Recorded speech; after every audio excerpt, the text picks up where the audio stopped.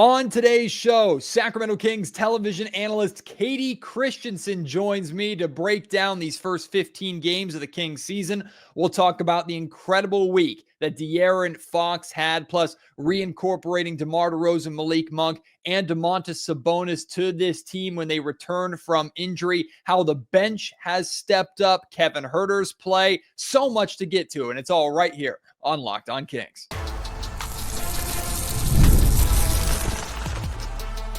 You are Locked On Kings, your daily Sacramento Kings podcast, part of the Locked On Podcast Network, your team every day. And now, ladies and gentlemen, it is that time for another episode of Locked On Kings. Hello and welcome into Locked On Kings, your podcast hub for Sacramento Kings coverage all season long. Today's episode is brought to you by PrizePicks. Download the PrizePicks app today and use code LOCKEDONNBA and get $50 instantly when you play $5. You don't even need to win to receive that $50 bonus. It's guaranteed. PrizePicks. Run your game. My name is Matt George. I have the privilege of being your host here. I'm a Sacramento sports anchor and reporter for ABC 10 News. And I've had the privilege of working with Kayte Christensen back in our time in radio together. Of course, I have closely followed Kayte's career as a Kings television analyst and a Kings broadcaster. Just like all of you, if I'm not traveling to Kings games, I'm watching them on television and I'm listening to Kayte break things down. She is phenomenal. It's a real treat to have her here in Sacramento every single game. And I know I'm not the only one in Sacramento that feels that way. So to have her here on Locked On Kings, it's been a while since I've had her on. She's been busy, of course, with the travel schedule, but nice enough to take some time here during this 3-day gap that the Kings have to catch their breath a little bit. She joins me here on Locked On Kings to talk about these first 15 games of the season. As usual, her analysis is fantastic. And if you want to respond to anything that she says or comment on any of her fantastic commentary, please do so. You can do so on Twitter at MattGeorgeSac. You can email me, mattgeorgesports@gmail.com. Or if you're watching on YouTube, feel free to join in the conversation in the comment section down below. But for now, please enjoy my conversation with Kings television analyst Kayte Christensen. It's been a while, and it's always a pleasure to be joined by Sacramento Kings television analyst Kayte Christensen. You listen to her and see her every single Kings game. And Kayte, that means that even though you're not suiting up and on the floor running up and down with these guys, you are there every single game, including the road game. So I have to imagine that you're probably very grateful for these 3 days off, or at least 3 days of no games like the Sacramento Kings are at this point of the season. Absolutely. It's kind of been a rarity here early in the season. We've been busy, but you take the little breaks in the schedule where you can to, I don't know, do the rest of life, you know. So in the first 18 days of November, the Kings played 11 games. Now, I know every team deals with the chaos of the NBA season, but I mean, it's really you get into training camp and then you go through preseason and it's go time. And Mike Brown was sharing with us before the most recent game. Mike was sharing with us how little practice time this Kings team had. So does that make, I guess, I mean, 8-7, it certainly could be better. G-Man put out a stat that the Kings, 5 of their losses have been by a combined 14 points. So the record could be a lot better than it is. That being said, like, considering this team is 8-7, dealing with the injuries that they've dealt with and the amount of new faces and incorporating new guys with limited to no practice time, are you even more impressed or at all more like interested in what this team can be when we're talking 20, 30, 40 games from now? Yeah, I guess we're so early in the season. I haven't given it a lot of thought in terms of the win-loss record, right?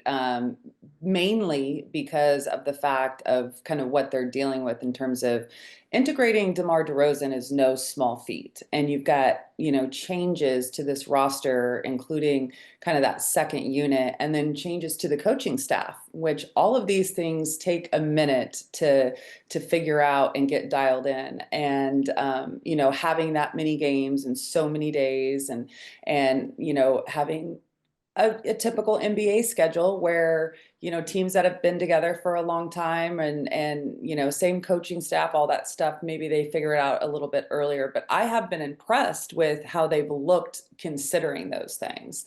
And, they're I think their first 4 losses were by a possession, and when it comes down to it, it's like, oh, you might look back and be like, oh, wish we could have gotten those ones. But you can do that all season, and you're going to look at games that you won and be like, wow, can't believe we won that one. Everyone does it. You look at the schedule at the beginning of the season and you're like, oh, that's going to be a tough one, whether it's a second night of a back-to-back or who the opponent is. I mean, look at Boston. I think a lot of teams probably go in there and think, probably not going to get this one. Hasn't been the case. So that falls into the category of ones you won that maybe you shouldn't. But I think, kind of midway point of the season, about the 40 game mark, is where I'm really going to start to look at it and be like, okay, where are they? How is the integration process gone? Health, those types of things. But, when you look at the injuries too, Matt, is it that surprising that you've got things like a couple low back issues when you've been traveling and playing so many games in quick succession? These guys, I mean, you look at Domas and DeMar in particular, and they're 2 of the most hardy players in the NBA. So it just shows that no one is invincible, and you just got to deal with things as they go. We got some good news before the Monday night's game about the health of all 3, even Malik Monk maybe being slightly ahead of schedule on his ankle injury recovery. Hopefully 2 out of the 3 of them, if not all 3 of them, will be available for Friday. But Katie, I did a podcast yesterday where I was talking about, I think, the lessons that we learned from the Kings being shorthanded because other guys had to step up. Of course, De'Aaron Fox, we'll talk about De'Aaron Fox and how brilliant he's been in just a little bit. But one of the lessons that I learned is that, okay, pace is still so important to this Sacramento Kings team. And we've seen since DeRozan went down, we've seen the ball have what Doug Christie likes to use the idea, like the ball had more energy, or the ball's had energy, and we see the ball movement being better. And I think the decision making has been sharper. The decision making has been quicker. Now, some people I think inherently turn that as a negative on DeMar DeRozan. I disagree. I think it just still shows the Kings are trying to work on balancing the offensive pace that they want with incorporating DeMar DeRozan's isolation mid-range scoring that has already been so good for this Kings team when he's been healthy. What do you think about that balance? Because it's not like it's impossible, because the Suns game, the first half before DeMar got hurt, he played 17 minutes and the Kings were moving the ball really, really well in that game. So we know it's possible. Yeah, I'm a little less worried about that than I was maybe at the beginning of the season. We were in Atlanta playing the Hawks on November 1st. And Quinn Snyder said something in his pregame press conference when asked about the addition of DeMar DeRozan that I thought was spot on, and I don't think a lot of people have talked about in this sense. We all talk about the Kings' philosophy and system, and when Mike Brown came, it was quick decisions, 0.5 decisions, and move the ball, continue, and that's great. That is who this team is, and I think that's when they're playing their best. But the point he was making is like, they've got De'Aaron Fox and Domantas Sabonis. You add DeMar, who, by the way, the game slows down in the postseason. And to have 2 guys that can go out there and get buckets in crunch time when the game is a little bit different style, and you can't rely every possession of every game to have that ball just move in quickly. You got to go to proven scores. And when you've got the 3 of them out there together in that, period of time in crunch and playoff basketball, to have someone like De'Aaron and DeMar and Domas, who you can't double team everybody, right, every possession. So we saw it in that overtime win where DeMar scored the first 8 points and De'Aaron scored the next 8 points. You got to make decisions. And when they made the decision to get the ball out of DeMar's hand, who went off? It was De'Aaron. So then what do? So I look at it as like, it's a great problem to have. Mm-hmm. And I think that DeMar has done a really great job incorporating himself and learning the system and trying to figure out kind of how to adjust his style, but not be non-existent as well. Today's episode of the Locked On Kings podcast is brought to you by FanDuel. Get ready to tackle the NFL action this season with FanDuel, America's #1 sportsbook, because right now, new customers can bet $5 and get $150 in bonus bets if you win. The FanDuel Sportsbook app gives you everything that you need to place live bets on the NFL, NBA, MLB, NHL, college athletics, everything all in one place. So when you're watching a game and you get that hunch, you think you know how the game's going to go, or a player's going to have a big quarter, or whatever the case is, you can check out the latest stats, view live play-by-play, and so much more on the exact same page where you place your bets. Just visit FanDuel.com to join today. And again, when you do, you'll get started with $150 in bonus bets if you win your first $5 bet. So place that $5 on the most surefire thing you could possibly find. Play it safe, because you're going to get $150 in bonus bets right away, in addition to the money you win from that bet. That's at FanDuel.com. Never waste a hunch and make every moment more with FanDuel, America's #1 sportsbook and an official sportsbook partner of the NFL. You have followed every single step of De'Aaron Fox's career, and in your perspective is from traveling with the team and also sitting, if you're not front row, you're row number 2 there at the scorer's table watching. So you're very, very closely keeping tabs on De'Aaron. To see him score 109 points in 2 games, which has only been done by Kobe Bryant and Wilt Chamberlain. So that's pretty good company to be in. What did you notice from your perspective of how De'Aaron approached those games and how he got there? Because it's not as simple as, oh, shots were going in. De'Aaron was doing something different. Yeah. What did you see? For me, it was a mentality shift in a way. De'Aaron's three-point shot has not been falling with great accuracy early in this season. And I truly think a large part of that has to do with the injury that he's dealing with on his shooting hand. When you're taping your 2 fingers together and you've got your pinky and your ring finger taped together on your shooting hand, it really changes your feel for the ball. Because you can't spread it, you can't get a good grip. And I think that's kind of what was going on with him early. And listen, it's an adjustment. You got to learn to adjust to it and figure out. I don't know how long he's going to have to do it, but I feel like he's gotten more comfortable with that. But that's not what I saw. What I saw was an intention about getting into the paint. And to me, not deferring. And yeah, you don't have DeMar or Domas on the floor for that, right? And so he knew he had to do more.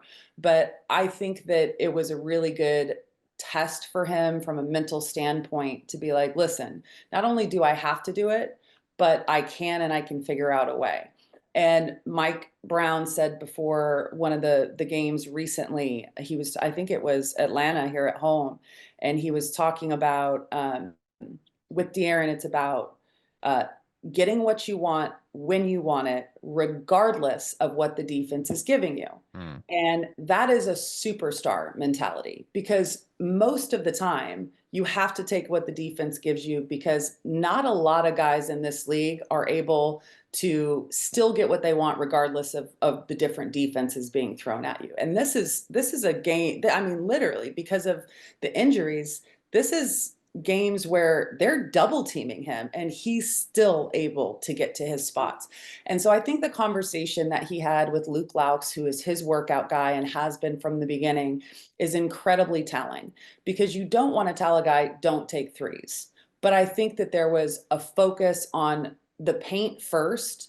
And then as he got rolling, it created such a confidence in him that the three-point shot started falling. He took a handful in one of those games, more in the second game, and they were falling. He was 9 of 14 from three-point land over the course of those 2 games where he went for 109.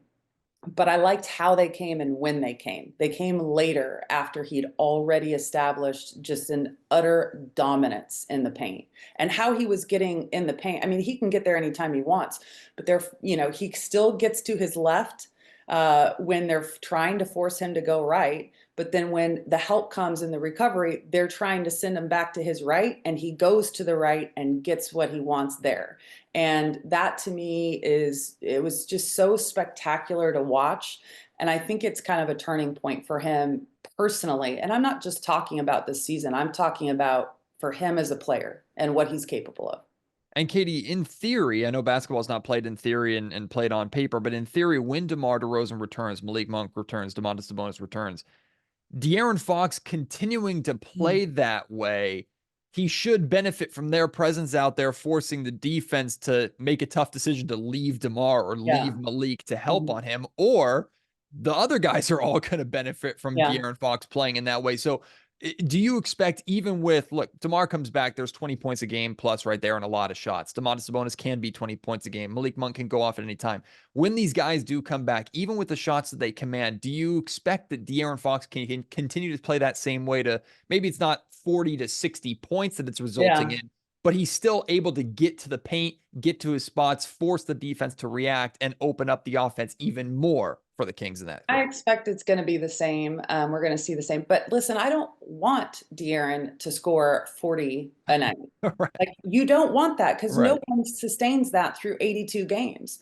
And, you look at, what did he have? 25 shot attempts, maybe 30 in one of those games. I can't remember exactly for both, but that doesn't even account for the number of times he got to the free throw line. Right. So if you're taking 40 shots a game and you're asking someone to do that every night, and oh, by the way, the guys that are getting 35 to 40 shots a night and scoring like that, they're not being asked to play defense. Correct. They're not. And he's playing both ends of the floor. So when you put that in perspective of just how brilliant that 2-game and really 3-game stretch, when you look at Atlanta, I thought that was a brilliant game too. His 3rd game in 4 nights, and he's still able to do that against a defender the caliber of Dyson Daniels. I mean, get the hell out of here. It's absurd. So I thought where they missed DeMar mostly in those games is that they're close, and it's at the end, it's overtime, it's a 1-possession game, and there's someone that you can guarantee is going to get to the free throw line.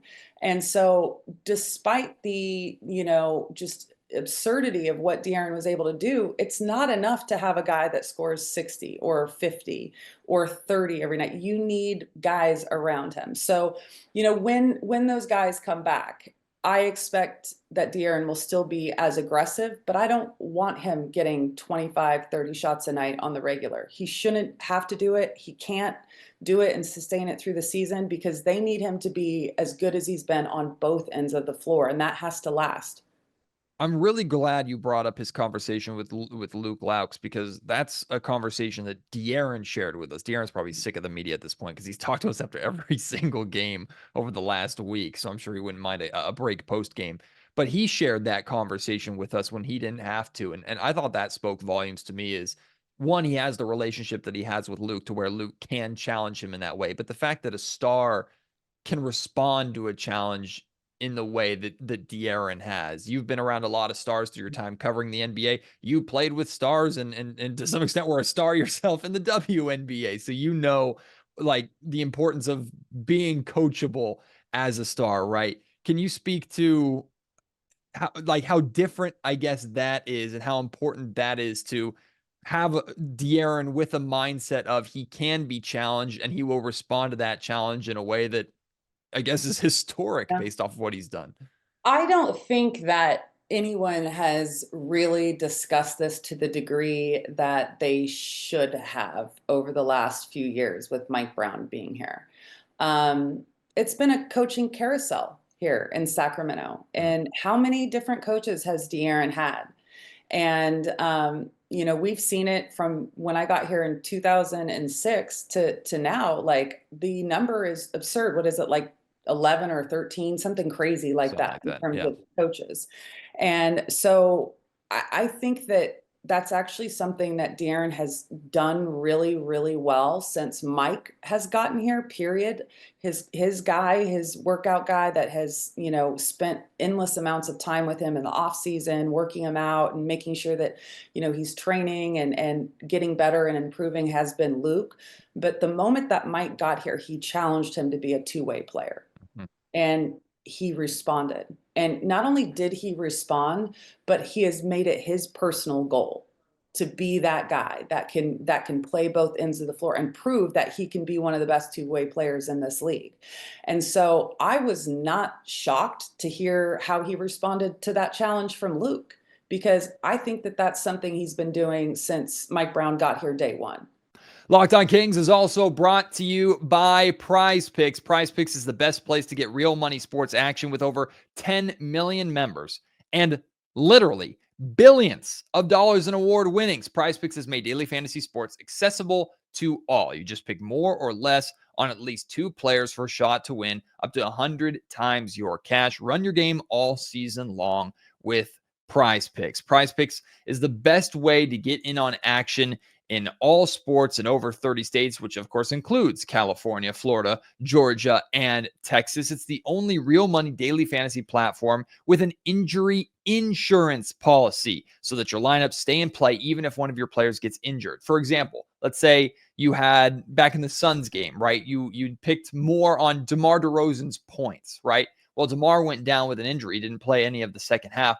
That would have been rebooted for you. You wouldn't have been penalized for that. Your payouts would have been adjusted so that one injury doesn't kill everything. That's because PrizePicks knows things happen and they don't want you to be penalized for things happening in games. And PrizePicks puts their members first. All withdrawals are fast, safe, and secure. When your picks hit, you can get your money in as quick as 15 minutes. That's not an exaggeration.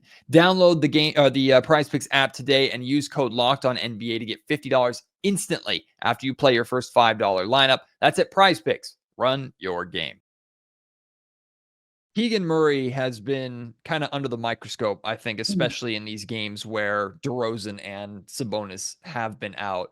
And we've talked a lot with Mike so far this season about the amount that Keegan is taking on, especially defensively, right? Keegan is guarding 1 through 4, best guy every single night. Keegan Murray is the guy with the primary defensive responsibilities.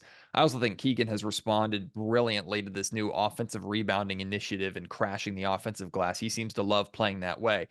But the 3-point shooting percentages have been really, really low. The Kings in general are trying to recover from that, but Keegan's kind of been at the center of that. And then I still do think we're seeing some limitations in some areas where he still needs to get better at scoring off the dribble and going in and getting his shot, which I think time with DeRozan is only going to help with that. What have you seen from Keegan? And the Kings clearly don't want to revert him back to his rookie season where he was just a catch and shoot 3-point threat because they know he's capable of doing more than that. But the Kings also need that 3-point shot to start falling from Keegan. How would you just assess this start to the season where he's doing so well in so many areas, but there's just this big slump that he can't seem to work his way out of? Yeah, he will work his way out of it, though. I mean, that's the thing. And I understand the panic. And I think the panic is a little bit exacerbated by the fact that everyone was shooting the ball terribly. I mean, the entire team, no one was shooting the 3 well.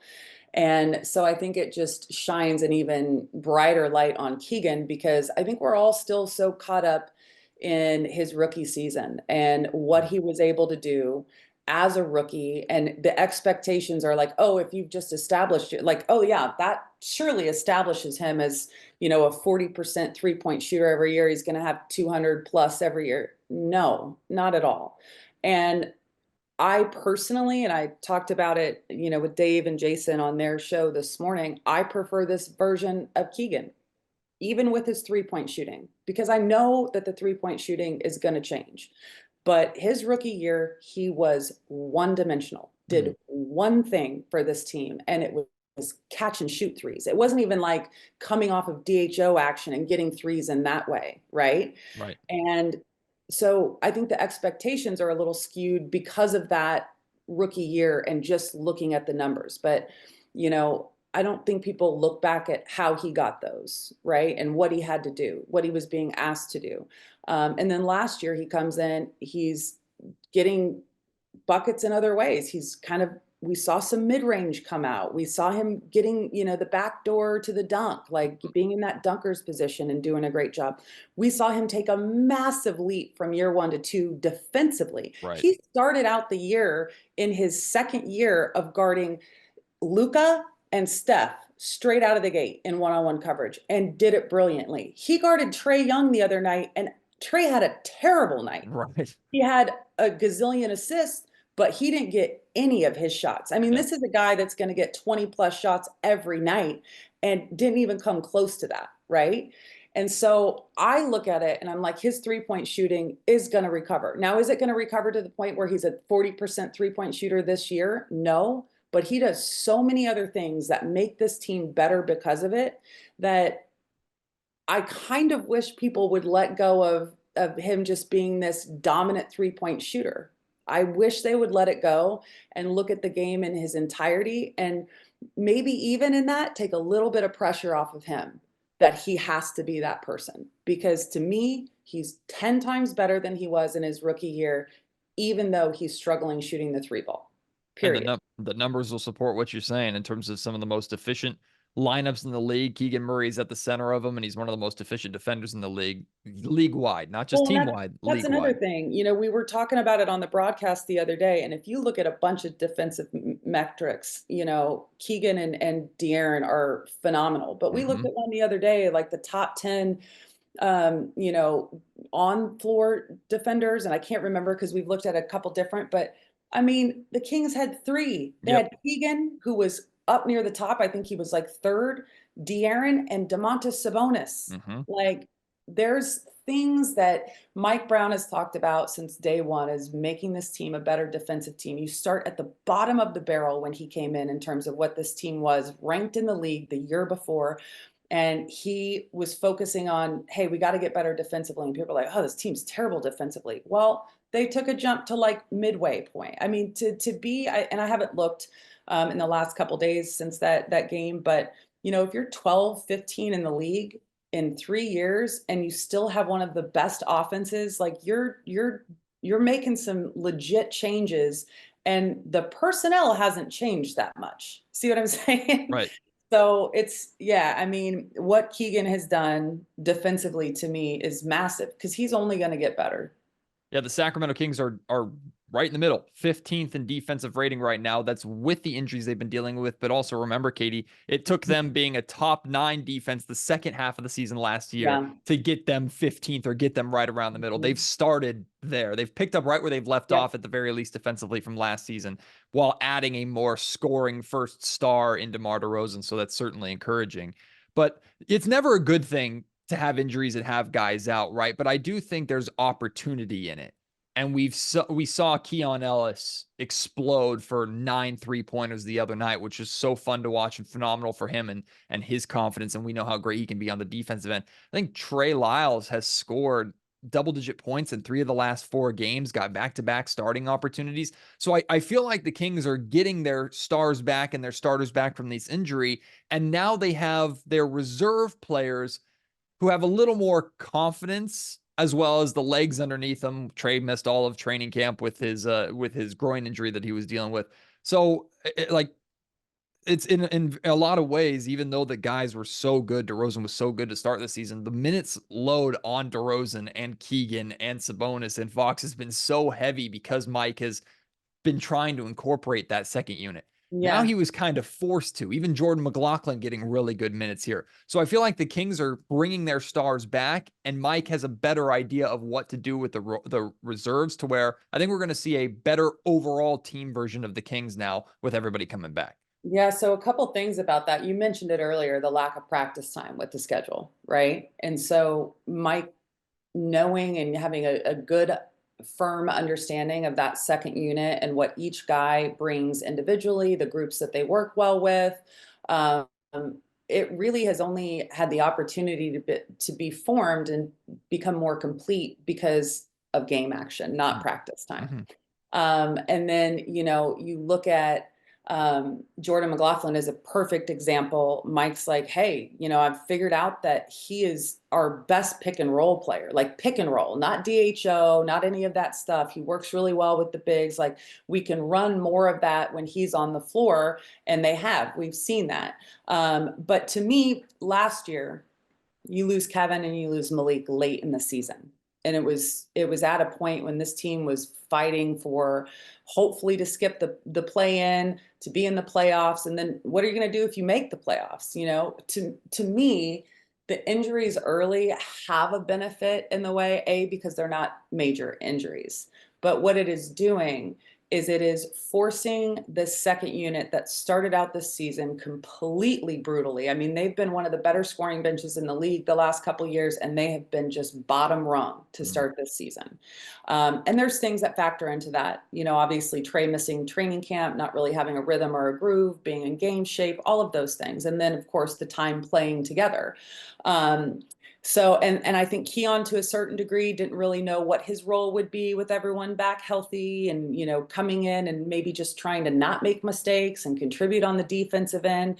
But when forced to play bigger minutes and be in games closing them, and to just have the mentality that you take open shots, be confident in that. I think it's a huge, huge benefit for the Kings that those guys in that second unit and even the third unit are getting an opportunity to play, contribute, gain confidence. And then it also gives Mike Brown and his coaching staff a much better understanding of them. And I think that Mike does a brilliant job of kind of pulling different strings with that second unit based on different lineups, right?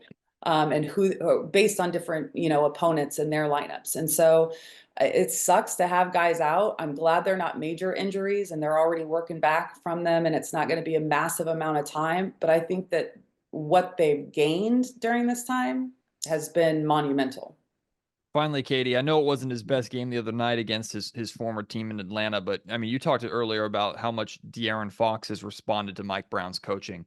I think Kevin Huerter's response to Mike Brown's coaching too has been instrumental to where we know what he can do as a 3-point threat and as a scorer, but he's rebounding the basketball well. He's distributing well to the point where Mike Brown calls it an underrated skill of Huerter's. And then all of a sudden, just these steals and playing the passing lane. And defensively, he's not known for his defense, but he's defending and using his size and his body instead of his hands to at least make things difficult. Kevin Huerter, I think, has responded so well in so many other ways outside of being just a one-dimensional scorer to where it was a conversation going into the season whether or not he was the starting two guard.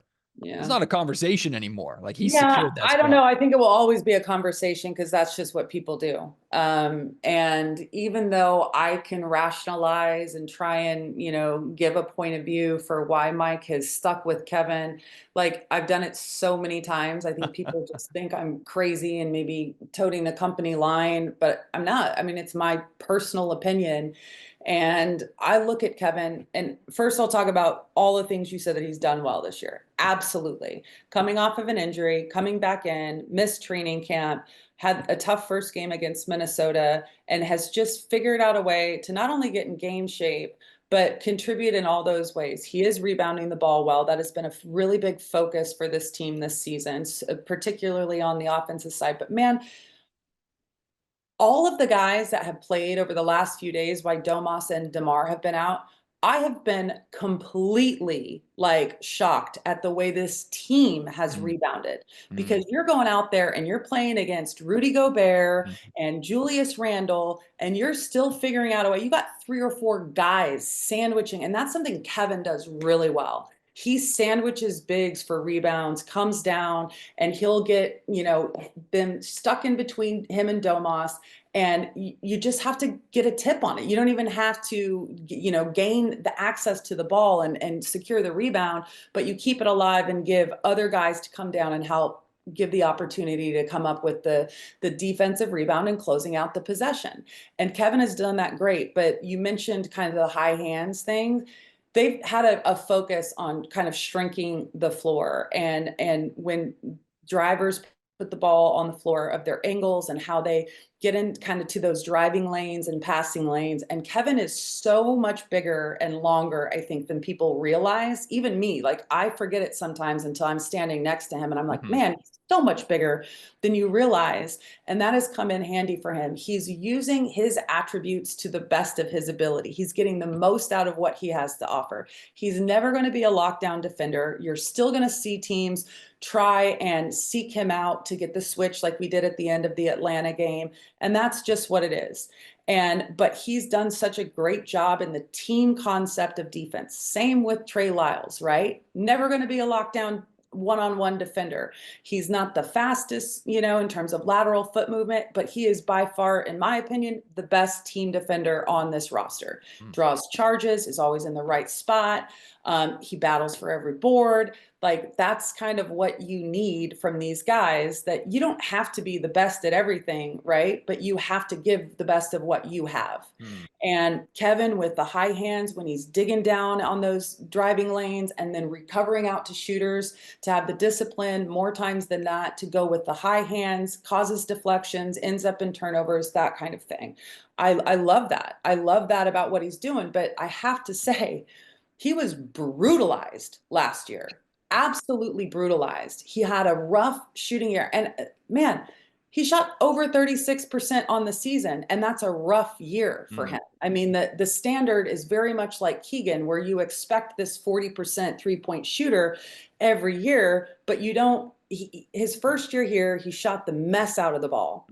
And the Kings went on a historic run and ended a playoff drought that lasted 16 years. They had the best offense in league history.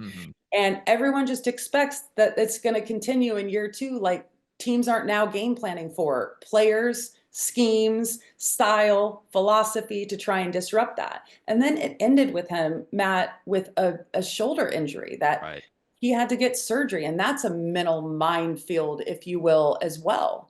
Then you go through the whole offseason having to recover from that after kind of being drugged through the mud a little bit by, media, fans. And listen, that's part of the game. I'm not saying it shouldn't be done, but the point I'm trying to make here is that I think he's handled that incredibly well. I agree. Because I was listening to all the talk before the season started, and it was all about, why is he this starting two guard? Why is Mike sticking with them? Man, I don't know about y'all, but I played the game. I can't coach the game. Mike Brown is a coach. That's his job, his profession, his livelihood. I'm going to trust his decisions because he sees way more than the rest of us. Trust me. Well, Kayte, your analysis on the broadcast is phenomenal. So being able to steal it here for Locked On Kings for a few minutes is a real treat. Thank you for being willing to do this in season. Have fun traveling to the brand new Intuit Dome. You have to tell us how it is being in there. And then the good thing about December is a crap ton of Kings home games. So at least we'll be home a lot for Christmas. Excited about that. Yeah. Well, thank you, Kayte. I appreciate you. And we'll hopefully be able to do it again at some time in the near future.